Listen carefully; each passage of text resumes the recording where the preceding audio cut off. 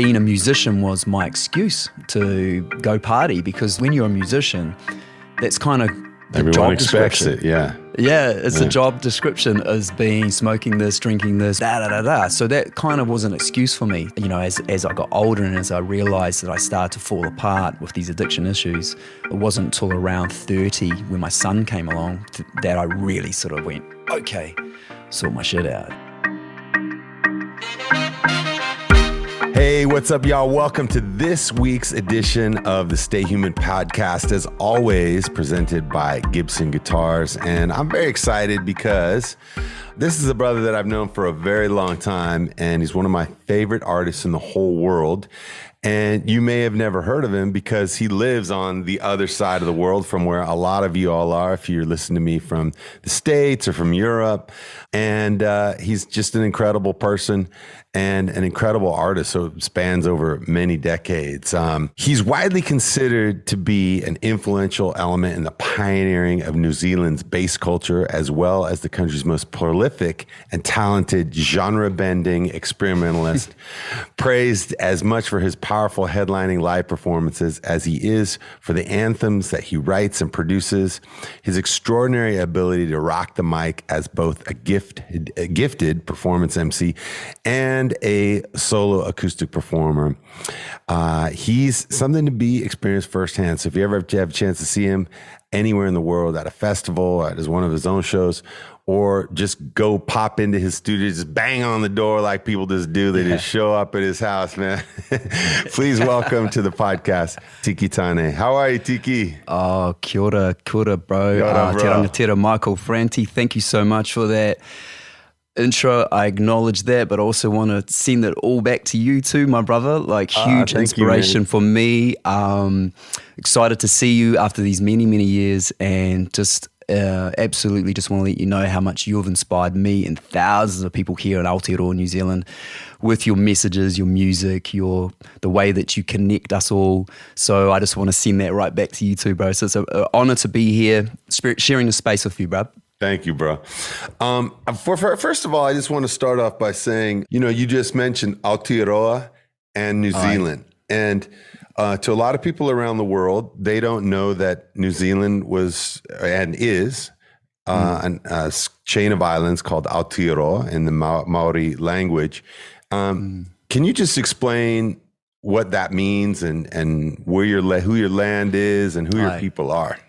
Yeah, so I am Māori, so I'm Indigenous to Aotearoa, New Zealand. So we say Aotearoa is the Māori name for New Zealand. New Zealand is a Dutch name. So we were discovered by Sir Abel Tasman, I think, who's from Holland, but he never landed on New Zealand, Aotearoa, but he named it and he circumnavigated it and then shot away. And then 120 odd years later, Captain Cook came through, and that's when things got busy.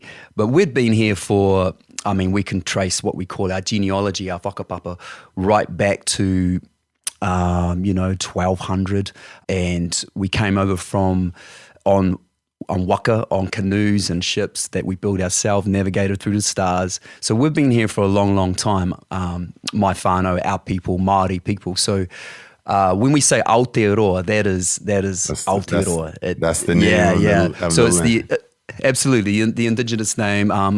Loosely translated, it means land of the long white cloud. And Aotearoa has two main islands. There's the North Island, Te Māori, and the South Island, Te Waipounamu. And these little islands scattered around, but these two main North Islands. And that's basically the gist of it. We have different tribal areas. My dad is from Ngāti Maniapoto, which is the North Island, and my mum's English-Scottish, so I'm a Macduff clan as well. So there's a lot of us Scottish Māori here in New Zealand, Aotearoa. Like, there's a lot of us. I think there's something really similar with the Māori and the Scottish heritage and the people. They're very, very, we connected very hugely with the Scottish and the Irish. So there's a lot of us over here, the Māori great. Scottish. Yeah, man. I want to go just into a deep dive on your life first, because I've listened to your music for a long time, but for as long as I've known you, we've never talked about where you grew up and who your family was and what your childhood was like. So tell me what your parents did and what your house was like when you grew up. Yeah, so, my dad was born in the bush. Māori was the only language, and he was born in the bush in a place called Waitomo, and he was one of 19. Wow. And one of the youngest. Yeah. So, they were getting busy back then. And so he grew up in the bush, very old customs, Māori, speaking Māori, and then he went to school. And then that's when things changed, of course. You kind of, in that era was, my dad was whipped for speaking Māori. What years was that? We're talking 50s. Okay. Yeah, sort of around the early 50s, something like that. So, meanwhile, my mum, she was born in Christchurch. So that's in the South Island, and very, Christchurch. It's very colonised. It's very, we've got streets like Manchester Street, Cathedral Square, and just very kind of British Street and Britain Street, all that kind of stuff. So you can kind of see that Christchurch was a little London, basically. Yeah. So, and then my dad got an opportunity, I think early 60s, with a lot of the Māori boys in that area, about 350 of them. Tameiti was one of them, which, by the way, he wants to get you on his podcast, by the way. Okay, let's do it. Tameiti, yeah. So him and my dad and all these Māori boys all got a scholarship or a chance to go down to Christchurch. So if I can paint this picture for you, it's very, very Māori, like in the bush, you're killing your animals for kai, for food, and you're living off the land, and you're taking these boys out of that situation and put them down into Christchurch, which is very colonised English kind of city. So it was a meeting of this incredible culture coming down to Christchurch, and my mum was there, and of course she was just like mesmerised by this culture that came through, these Māori boys who could all sing, dance, haka, do all these things. So she fell in love with dad fell in love with her. And, then boom, they got married, and I have two older sisters, Maureen and Nina Kay, and I'm the youngest. And I was born in 1976. I'm just going to pause you for one second because I have a question that I thought of. So your dad, coming from traditional Maori land out in the bush, meets your mother, and they fall in love.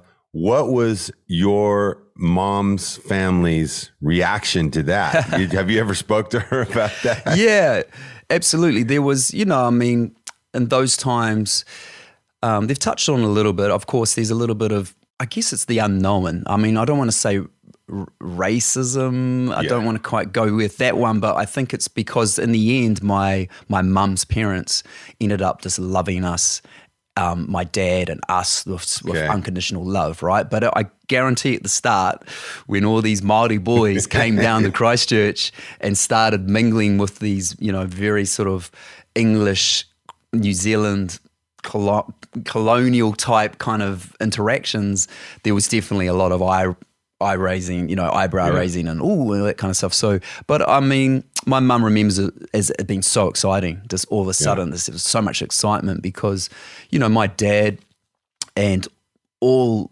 of us kind of really culturally we're very musical, and we sing a lot, and everyone can play the guitar. So there's a lot of that comes with us. So I can see from my mum's point of view how exciting it would have been.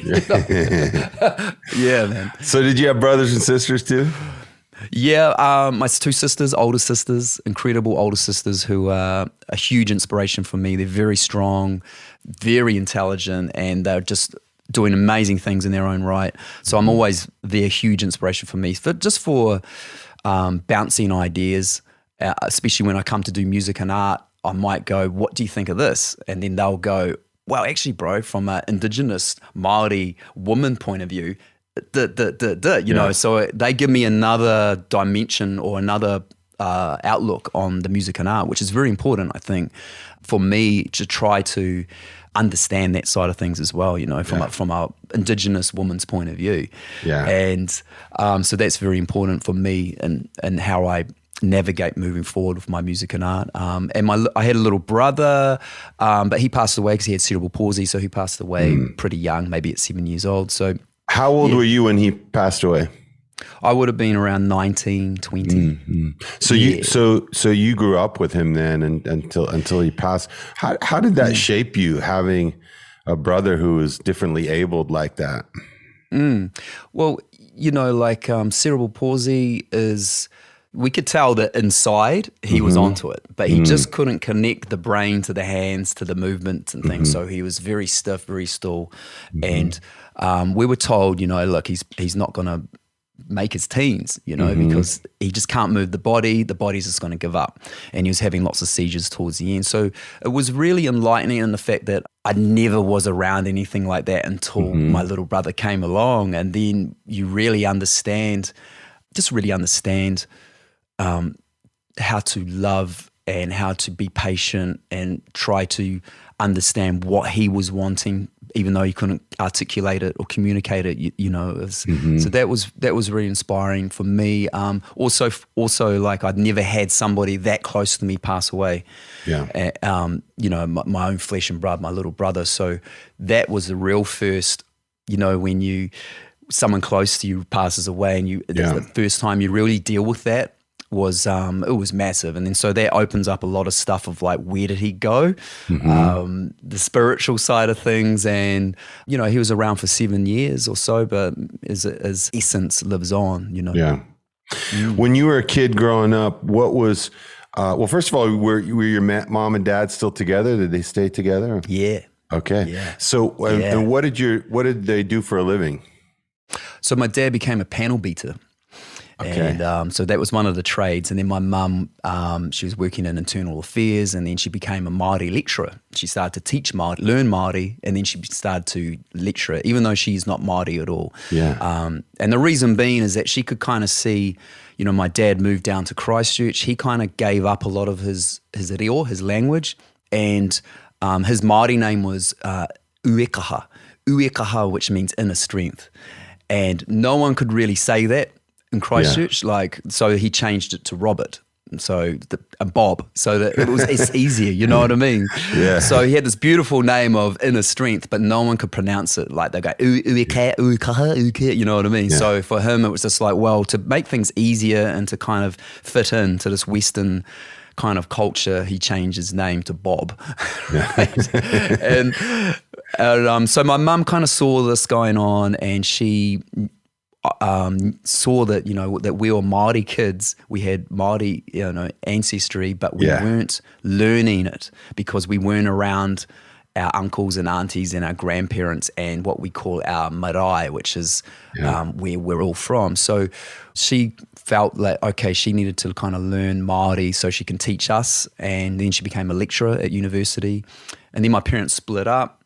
And when they split up, I was pretty young, but that's when things changed for me. I started getting in, sort of staying out later and going on the streets, and and then of course sort of mucking around with older dudes who are in gangs. And come 13, 14, that was when things got really serious, like lots of crime and just silly stuff like that. But I was also playing the guitar as well, and writing my own songs, which are like punk, metal, thrash songs with hip hop. Because that was the era then. I mean, can you remember like that was probably, I'm talking like 89, 90, 91. That was the era when hip hop and metal and rock just kind of bring together. Yeah, man. So that was an exciting time, that music around that time, Public Enemy and NWA, you got all that going on. And then you've got like things I was into like Slayer and Sepultura, and it was the heaviest stuff that I could listen to. That was the stuff I was into. Yeah. I love that you are someone who is so blended, obviously like what you described culturally, but you flow so easily between different styles of music, and you've done so many things over the years. And what a lot of people would know you for, always on my mind, is like just you and a guitar. You know what I mean? Right.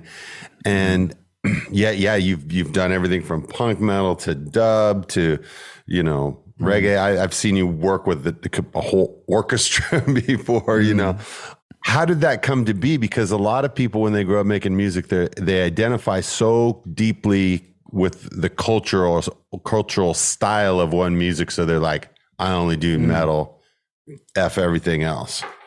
Yeah. I think possibly living at the bottom of the planet is a big reason too, you know, because we are so isolated. Yeah. We're a long, long way from anything. It's actually the top, by the way.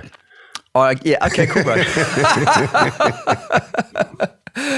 Yeah, okay, the top. Yeah, okay, cool, man. Yeah, flat. It's flat. Let's not go there. We are now a flat Earth podcast. Yeah. So being in Aotearoa, New Zealand, we're quite incubated. So we're very kind of always looking outwards for inspiration. And for me, I really dug, like, of course, the hip hop from America was the stuff that I really dug. But then I really started to get inspired by the Jamaican influence on England, and then the rave sound that started coming from that. So you started to get things like jungle started coming through, and it was like reggae bass lines, but with break drums and like rugger vocals, and that just pricked my ears up. I was like, this is amazing. And at the same time, those raves started happening here in Aotearoa. They started happening here, and I was about 16 when that started kicking off. And at the time, I was heavily into heavy metal and punk and rock and heavy hip hop. And then all of a sudden, this other style of music started to come through, which really resonated with me too, because it had all the cool stuff of that, like the the heaviness of riffs and bass lines and big drums. It had all that, but it was kind of like in a different environment. You know, we dancing all night. Sometimes there would be no vocals at all. You could spend 3 hours on a dance floor just mashing it up to no vocals, and maybe an MC toasting every now and then, you know, make some noise, give me that, bo, bo, and that kind of thing. So I kind of slowly started twisting to that. Not only that, bro, like the culture was different. Like when you do a lot of hip hop and grunge and punk and metal, it's a lot of dudes, right? A lot of sweaty guys. And it's all good, but it's when you go to the rave or to the that scene, there's a lot of freedom, a lot of like really hot smoking chicks. So when you're 16 and 17, that's kind of like, wow, that's a big thing as well. And then you got to talk about the drug culture that came with that. So that was influential on me too. And so from that point on, that's when I kind of really shifted into bass music and jungle, reggae, rugger, dancehall, drum and bass. So I really went deep on it sort of around the mid-90s. Yeah. And then, of course, that song you're talking about, Always on My Mind, that didn't come about till 2007, and that's just me on the acoustic. And that's the one that blew up here in New Zealand and Australia. So everyone thought I was this acoustic artist, but really I just kind of, and I got lucky with that, I guess, with that song, and it just blew up. But I'm actually a junglist. I'm actually a bass reggae metal head, hip hop head. Yeah. Tell me about that song and where it came from and how it, why did you record it in the midst of all the other bass music you were doing? It came from inspiration from my partner at the time that I ended up breaking up with because of my career. I'd put my career first. I was just bouncing around the planet, living out of a suitcase with my guitar, and I'd just follow the parties. I'd follow the gigs, follow the vibes, follow the festivals, had no real plan. And I had this amazing girlfriend at the time who was back in New Zealand who would just constantly, where are you going next? Where are you going the next kind of thing? And of course, that's going to take a toll on the relationship, and it ended. But that song came out of that. It came out of like, even though I'm so far away from you, you're always on my mind. You've got me, hook, line and sinker. So it was kind of like, that's where it came from. It came from actually quite a dark place, but it sounds nice and celebrant, right? It's celebrating love, celebrating love. So that's where that came from. And I recorded it at our good friend Inia Taylor's house. And is the Moko artist that did all the tatau on me. So if you see that you know now where some of the roots are from here. Yeah. Absolutely, brother. And so even, I'm not even sure if you I think, did you do an album called On the Porch or something? Yeah, like on the Songs from the Front Porch, Yeah, so that's the kind of scene out at India's farm. So it's very in the farm, there's a porch, there's rocking chairs, there's all these kind of crazy art things. So I lived there for a little bit because I was getting away from my old band that I was in called Salmonella Dub. I was in this dub reggae band, and it just got too full on for me. A lot of my addiction issues, just making bad decisions, drinking a lot, taking a lot of drugs, just being a roller coaster, tornado. And I was like, I have to stop this, otherwise I'm going to burn out.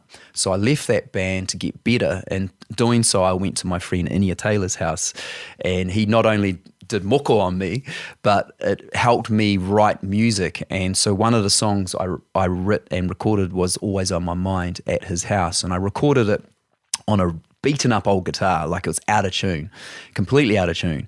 And I had two microphones, one gaffer taped to a lampshade and the other one gaffer taped to a broomstick. And I just played the song, drank whiskey, played the song, and the next day, I think I played the song like 20 times in a row. And the next day I kind of went through it all and I went version number 3, that's the one. And so I had version number 3 and it was sitting there. And then the idea was to go back into the studio, a really nice studio with a in-tune guitar, with proper microphones, proper engineer, and record it and do it, properly. And so I did that. And then what happened was I had this really kind of raw, just out of tune, really vulnerable demo version. And then I had this pristine, beautiful, crystal clear, perfect version. And I was conflicted. I was like, what do I do? Because this one here, the raw one, just feels better, but it's showing so many of my mistakes and it's showing so many of my flaws in my voice and my guitar playing. But then this one is just perfectly, awesome kind of thing. And it was actually Inia Taylor. He said, bro, get rid of the good one, use the raw one, release that one. That's the one that has the essence, that has the vibe, that's going to transcend, that's going to connect, it's going to resonate. Do it. And that was a big step for me to release this kind of like, the raw version. But I'm so glad I did, because that's what connected and that's what resonated with people. They could really feel it. And because it wasn't polished or auto-tuned and it was a bit rough around the edges, that's the beauty of it, I think. Yeah. So that's a lesson that I've been taking with me every day since. How does that show up in your life in other ways? I mean, outside of your music? Your other art or even in relationships? How does that show up for you? Oh man, it's a great question. I think it's, I've learned to be very open and receive energies. And so that's something that has taught me, I guess, and the same thing when it comes to people, when it comes to situations, when it comes to challenges, is to always be open, to breathe, to really don't react straight, just to really just sink in there and feel that whatever it is, that wairo, we call it wairo, the spirit, the soul, feel that energy, that mauri, and go with your instincts. So that's the main thing I've really learned from that, is to really trust your instincts and really trust yourself and those decisions. Yeah. Yeah. What was the pandemic like for you? Not that it's completely over here, but how has it been for you the last couple of years? It's been, I'm always looking for the positives. And I tell you what, the main thing was, I was probably very similar to you, Michael, with the whole, we toured a lot. We just on the road all the time. All the time. And all the time. And possibly that could be like about 70% of my income is from playing gigs and getting out there and rocking and getting that energy and just, that was really a big part of me. And then all of a sudden it stopped and it was gone. And so there were moments where it was like, what do I do? Like there was a bit of that going on. There was moments of depression as well, and not getting that stimulant and that dopamine hit and that hit that you get from being in front of people and playing. That was kind of gone as well. So I had to learn to supplement that with working out and running and skateboarding and doing all of that kind of stuff, right? And then also what happened is I really cranked my studio up. So all of a sudden, I built the studio that you can see in the background here, which is solar power. So running off solar power. I built this 3 years ago, but as I said, I was touring a lot, so I didn't really get to use it that much. So now that the pandemic hit, I just went bang into the studio and I just started creating, and I was getting lots of, artists going, can you mix this? Can you produce this? So I ended up just being in this bubble right here for pretty much the whole pandemic, like just being in this little space, making stuff and connecting with other musicians and artists that I probably wouldn't connect with, but I'm being forced to because I'm in this space where I'm like, okay, I want to make music. I want to connect with so many beautiful artists that I've known over many years but haven't really gone, hey, do you want to do a tune, So that was really cool. It's been sort of pushing myself outside of that. So in that regards, the creativity stepped up. And so I'm got so many projects ready to go. But, spiritually it was tough because it was really dividing here and all around the world, I guess. Yeah. And I had many fans because some of the music I sing about is about freedom, standing up for your rights, just freedom stuff. And because I'm quite, I've been involved in a lot of activism and protests, I got a lot of my fans or a lot of people looking to me to go, come on, Tiki, you're going to rise up against this mandate. Are you going to come protest? And so there was a lot of that going on. Yeah. And then there's also, and so I was kind of conflicted about a lot of that too. So there were moments where there was a big protest here in Wellington when things got really, started off well, but then it ended in a lot of violence and fires and things and stuff. And so I was getting called out and going, you need to be down there, Tiki. You need to play. If you're not down there, then you're supporting the government, you're supporting the man. And so there's a lot of finger pointing. But for me and my whānau, we talked about it, and there was I wanted to be there, but there was something holding me back. And it just didn't seem right. I didn't know who was organizing the protest. I didn't know them personally. I don't know what was behind it, who the different factions were. So it just didn't seem right for me. So navigating that was probably the toughest part, bro. Just having fans and having people who follow you kind of go, I'm not following you anymore. I'm never listening to your music anymore. I'm out of here because you know what I mean? So that was tough. Yeah. I mean, is hard. I try not to let it show, but deep down inside, when you get 20 messages a day of people going, nah, I'm out, your music's, I'm never going to listen to your music again, and I'm not coming to your gigs, that does take a toll, so I understand people are hurting, that's the thing as well, and then there's tens of thousands of people who support you. Absolutely. Yeah. Okay, and that's the thing, bro. Sometimes you focus too much on that negative stuff, and I was very conscious of that. So thank you for reminding me that too, bro.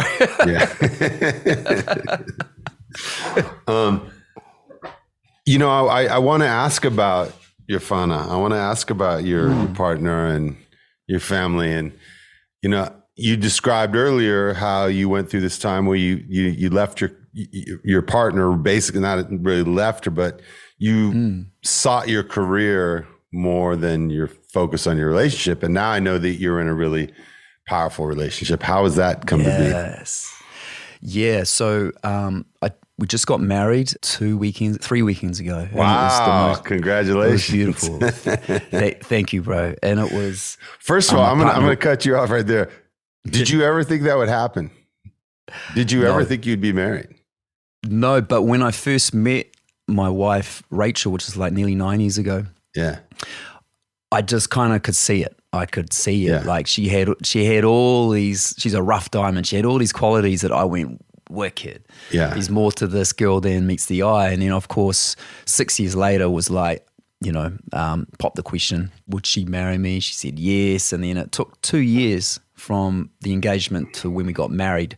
And, a lot can happen in that time. Of course, the pandemic happened. Yeah. And, and a lot of my friends, my dad passed away during that time, my stepdad, my auntie, 2 of my best friends who were all going to be at the wedding had all passed away. So when the wedding came around, it was just, for a lot of us, musicians, because I've got so many musician friends and artist friends, we all came together, and it was basically a 3-day festival with a little wedding.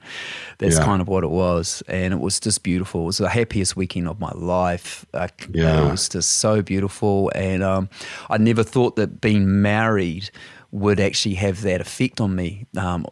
But it does. It's just awesome, and it's really cool to see. My partner Rachel has added my name to her name, so it's Rachel Axis Tane. Yeah. And when that pops up, it's like, whoa, we get little goosebumps about it. And we're talking about going on a honeymoon because she's Greek as well. She's Greek, English, New Zealand Greek. Yeah. So I've never been to Greece. I'd love to go to Athens, and she's going to take me back to her village and things. So super excited, very, very happy. And it's just a beautiful thing to think about. I've got my soulmate, my best friend, my queen. We're going to be living with each other together for the rest of our lives. And that's a beautiful thing. I'm very lucky that I've found her, because I found her. I saw her and went, right, that's the one. So I put that in motion, So I'm stoked that I made that move and connected with her, yeah. Nice. And you guys have kids? Yeah, well, not together. We have my son's 13 and my daughter is 10, but I've brought her up since she was 2. Yeah. Yeah. Together, we don't have kids together. We've talked about it, of course, but it's one of those things that if it happens, it happens. Yeah. And we're actually enjoying, our son, our daughter's 10, nearly 11, our son's 13. They're starting to get really independent and starting to go off and do things. And we're kind of enjoying that. That's this phase. Just a little bit of space and a little bit of, How does that feel for you, as a father, and thinking back where you were at 10 and 13 and the things that you were getting into versus where your kids are today? And, how does that make you feel?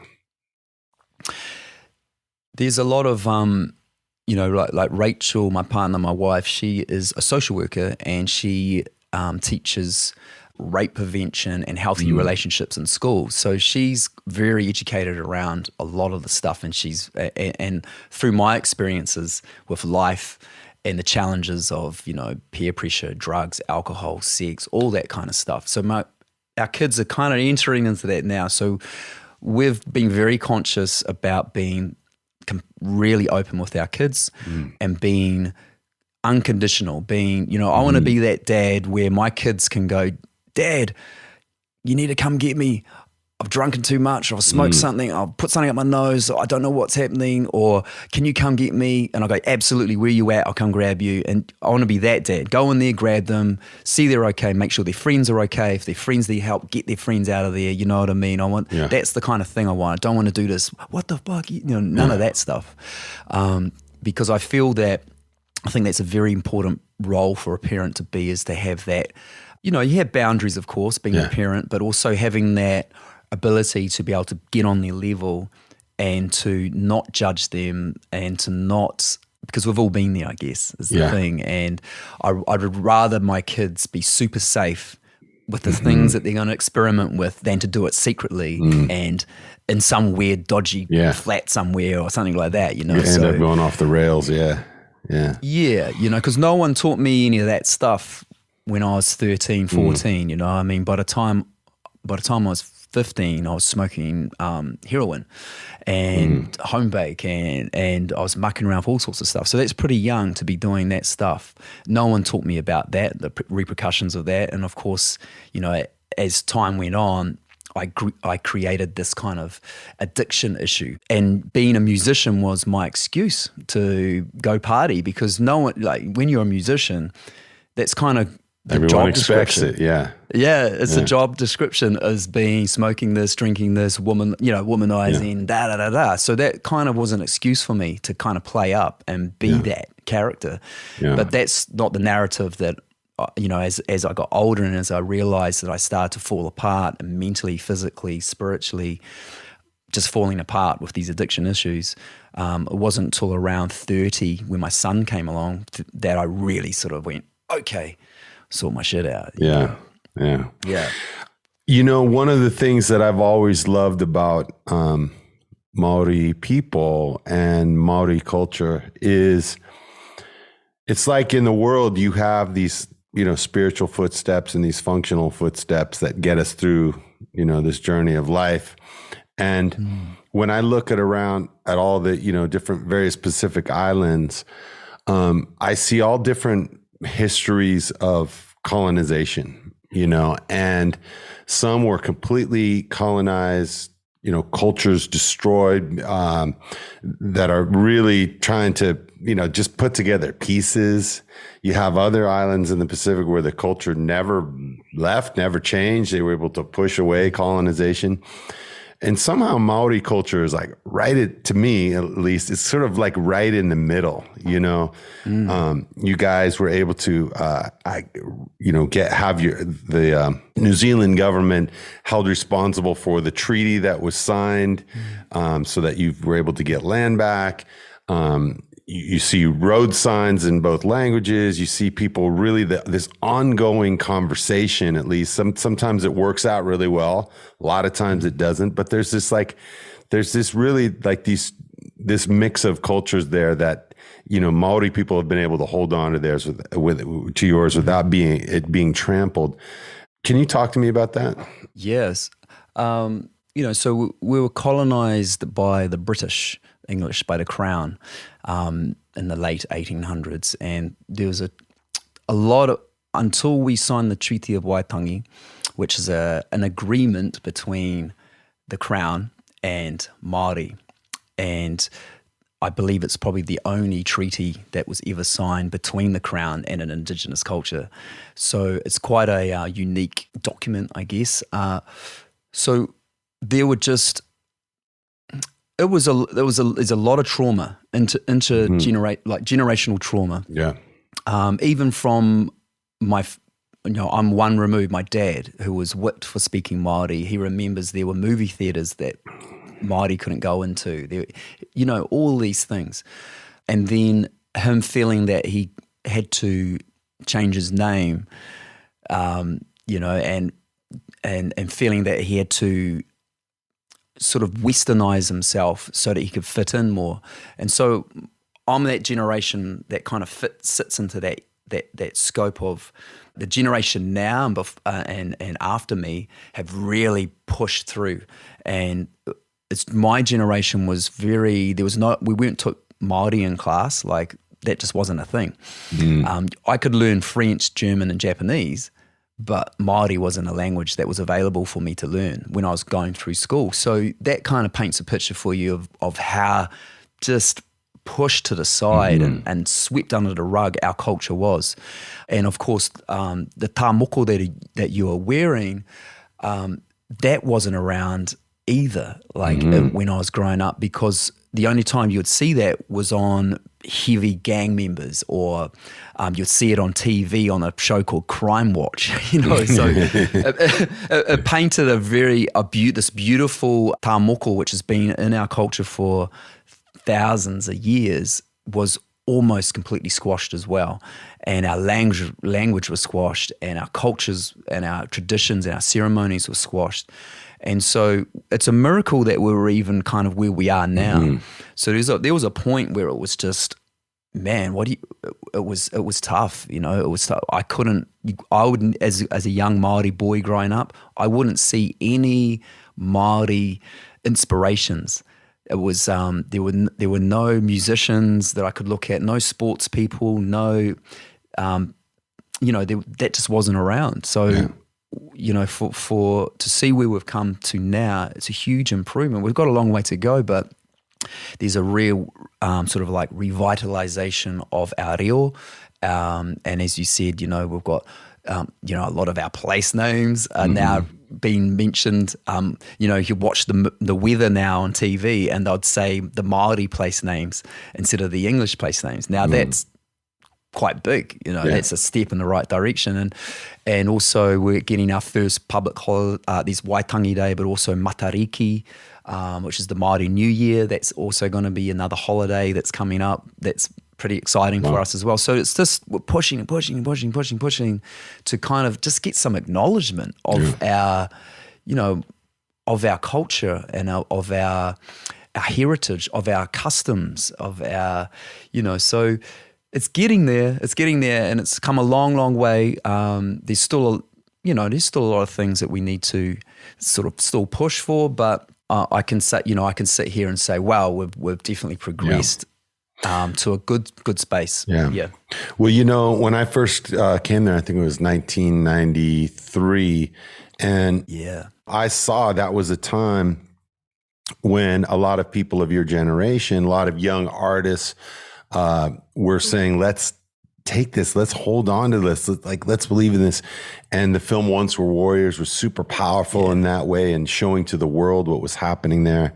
But it really was a cultural revolution. It was like people just saying, we are going to hold on to this, and we are going to keep this culture, this language, this art, this monka, all these things alive. And so I just want to commend you, and because I know you were one of those cultural leaders among many, of course, but I just want to commend you for doing that. And the final question I have for you is the question I ask everybody who comes on the show, which is, what does it mean to you to stay human? Like, what does it mean to be human, and how do you hold on to it?